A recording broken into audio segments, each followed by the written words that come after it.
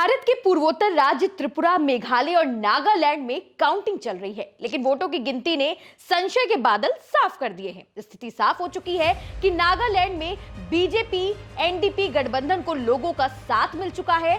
त्रिपुरा के रुझानों में भी बीजेपी को ज्यादा वोट मिले हैं और मेघालय के रुझानों में एनपीपी सबसे बड़ी पार्टी के रूप में उभर रही है। त्रिपुरा और नागालैंड में बीजेपी की जीत पर पीएम मोदी ने ट्वीट करके त्रिपुरा वासियों को दिल से शुक्रिया अदा किया है। ये जीत भी कोई छोटी मोटी तो है नहीं, बल्कि 18 सीटों से जीती हुई बाजी है। बीजेपी ने त्रिपुरा में माणिक साहा के चेहरे पर चुनाव लड़ा था। हालांकि मेघालय में बीजेपी का प्रदर्शन उम्मीदों से काफी कुछ कम नजर आया। यहाँ पार्टी सभी 60 सीटों पर चुनाव लड़ने के बाद केवल 3 सीटों पर ही आगे है।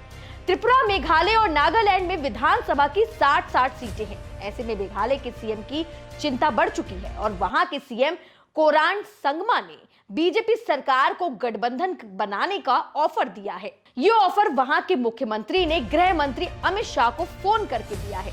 पूर्वोत्तर में देखिए 3 राज्य हैं, इसमें से 2 राज्यों में बीजेपी वापसी कर चुकी है।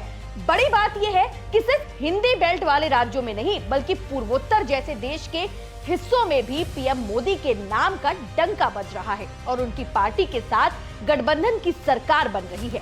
इस ताबड़तोड़ जीत के पीछे बीजेपी के कई फैक्टर्स हैं, क्योंकि कुछ साल पहले तक माना जाता था कि बीजेपी हिंदू फैक्टर के सहारे चुनावी जीत हासिल करती है, लेकिन ऐसा नहीं है, क्योंकि चुनाव के नतीजों और पिछले कुछ समय में दूसरे राज्यों से आए हुए रिजल्ट को देखकर ये साफ हो गया है कि इसकी और भी कई वजह हैं, जिसमें एक बड़ी वजह जो है वो है मोदी फैक्टर। पीएम मोदी के कार्यकाल में सबसे ज्यादा बेनिफिट ट्रांसफर यानी डीबीटी पर काम किया गया है। सब्सिडी का पैसा सीधे जनता के बैंक अकाउंट में भेजने से लेकर गरीबों को मुफ्त में राशन दिलाने और देश के अन्नदाताओं यानी किसानों के लिए किसान सम्मान निधि योजना चलाकर करोड़ों किसानों को 6000 की राशि देने तक, ये सभी फैक्टर उस सब में शामिल हैं, जिससे भाजपा लोगों का दिल जीत पा रही है।